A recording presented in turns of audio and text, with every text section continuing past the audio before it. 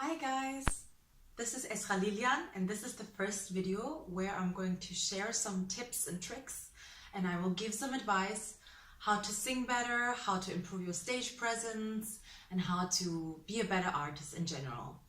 This is all my opinion and my research, but it has worked for me and I'm sure it will work for you too. So the 3 tips are: 1. Stage presence. I'm gonna talk to you about stage presence. 2. Always stay in character. 3. Make a good and personal introduction to your song. So the first one is stage presence, and I have one word for you: confidence. No one's gonna sell it, you have to sell it.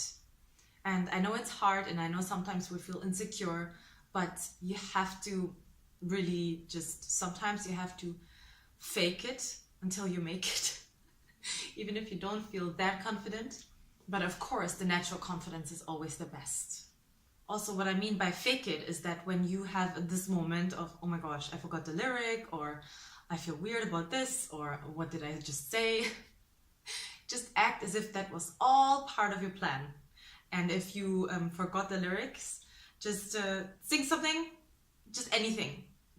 Don't act as if, oh my gosh, I completely forgot, or make a face or a gesture. Then people will know, because most probably they don't know the lyrics. And if they do and you cover it up, they're gonna think, ooh, that was professional.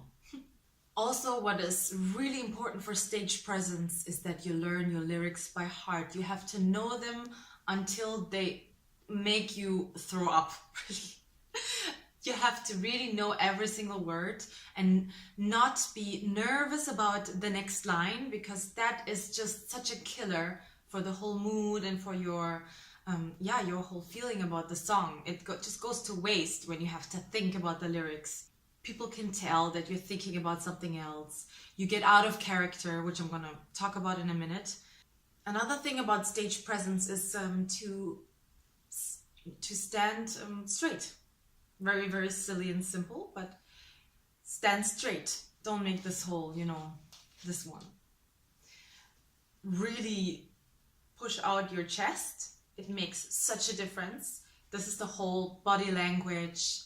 Lots of research has shown that if you hold your chin higher, not too high, otherwise you seem arrogant, but your chest out, just that you know what you're doing, so people can enjoy and don't have to feel awkward for you. Also, just in general, a positive vibe is something that everyone appreciates. Of course, not during a very dramatic and emotional song, but in between the songs and in general, be positive, be happy about what you're doing. Obviously, I hope that you are happy and positive about what you're doing. Something else is that you have to be in your ultimate comfort zone, in your ultimate comfort clothes, in your ultimate comfort makeup, hair, everything. You cannot even think about your shoes that are uncomfortable, or your skirt that's a little bit shorter than you thought and suddenly you realize it on stage. These are all factors that will distract you. It will make your singing worse as a result. And it's just unnecessary. A little story on the side: when I was on Popstars in Germany back in 2009, I was wearing a skirt that wasn't too short, but the tights that I wore underneath were so slippery with the dress. The two textures didn't go together, so it came up all the time. And I'm already against short skirts for myself. And that completely destroyed my performance. It was such a shame, because I really loved that song. It was by Beyoncé and I had all the attitude and the moves and the dance moves, and that it really totally destroyed everything. And I will never forget to always wear comfortable clothes that you tried out in your room with the song before. Okay. That brings me to my second point, and that's stay in character. So this is actually for everyone. This is for actors, this is for people who give a presentation. You really are, at the end of the day, an actress too, as a singer. a little bit at least, because you're telling a story with the song. You go in a totally different emotion, character, scenario, and you want to bring that feeling of the song as best as possible to the audience. So what you have to do is you have to travel in a scenario that makes people feel that song as intense as possible. From the beginning till the end of the song, you stay in character. You do not get distracted. You don't hopefully have to think about the lyrics or other crap that I already talked about.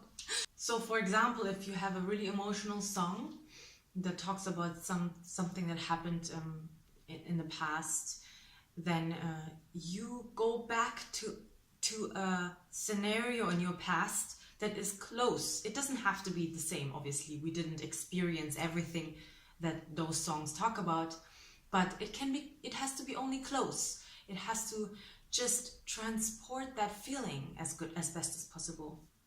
For example, what I mean is that if you have a song about a father, but you are thinking about your child, it really can be a very similar emotion. So obviously you're thinking about a totally different thing, but the emotion totally comes through if you really feel it. Also, what I mean by staying in character is that even if people leave the room, even if people start giggling, because you never know what they're giggling about. We cannot take anything personal. We cannot even hear that stuff because we are so in our character. We sing until the last note, not just the last lyric, and then we start smiling if it's an emotional song. No, the last note. And then maybe a few seconds later. You stay in your character and people will get captivated. If you get distracted by people leaving and you look and stuff, then people are gonna get even more distracted. Tell a story, even if there's one person that's listening. Then look at that person and tell that person the story of that song. Sometimes we have performances where people just walk by the whole time and no one really stays. Find a point of fixation, find a point that you imagine stuff, and hold eye contact. Definitely look a little bit at the audience, but stay in character. Okay, my third point is the announcement of the song, the introduction, or even if it's just a little break and you just say the artist in the song, it's still good enough to give an impression. When you go on stage first, that is the first impression and that is the most important point. So that first impression, you go and you smile, you're happy, you're excited. Yeah, don't, if you're nervous, that's fine, totally fine. Just make it into excitement. It is exciting. It's not scary. It shouldn't be scary. I mean, what is the scariest thing that can happen? They laugh. So what? We need those experiences and we just have to be above it.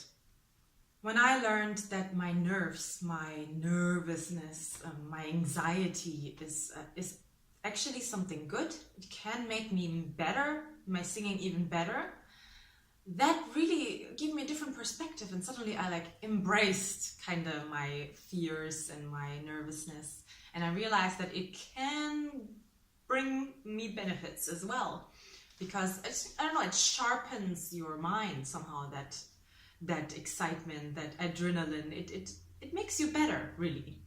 And if you have that attitude, there's nothing that can stop you. Take it easy, take a breath before the song starts. Take a breath before you make an announcement. Smile at the audience first. I feel like that first connection with the audience immediately takes my fear away, because I realize I'm just singing for those people. I want to make them happy. They are not going to give me a hard time. And then once that connection is established, I introduce myself. Then what I'm going to do is, what I do usually is I introduce the song, and sometimes, not before every song, because it can get pretty long-winded and the performance can get a little bit too long, is sometimes I just say the artist in the song. Of course, if it's my own songs, I have a very different approach. When I sing covers on weddings or events, then I usually find a connection with that song, because usually, I mean, during practice, when I practice the songs, I have to find a connection to the song. If I don't find a personal connection, a story that I can keep in the back of my mind, then I don't really go for the song. Let's take Alicia Keys' Superwoman. I love that song. Absolutely love the story, the message. And I give you an example how to introduce it. So when you say, "Where are the women in the room?" And then, I don't know, they shout out or they raise their hand or whatever, that immediately draws them in, that makes them a participant of the whole experience. That is so super important, because otherwise they're just consumers. But once, it's just a simple question, it can maybe just be with 1 or 2 songs. But if you ask the audience a question, if you make them participate, that makes a really big difference. This is for all the women who work hard, who are moms, who do so many things at the same time, whatever you want to say about women. And so I would just say 1-2 sentences like, I know it's such a hard job, so this is for all the women and moms and women who have jobs and fulfill their dreams and do all those things at the same time, because it's a very big task. And then you can start the song.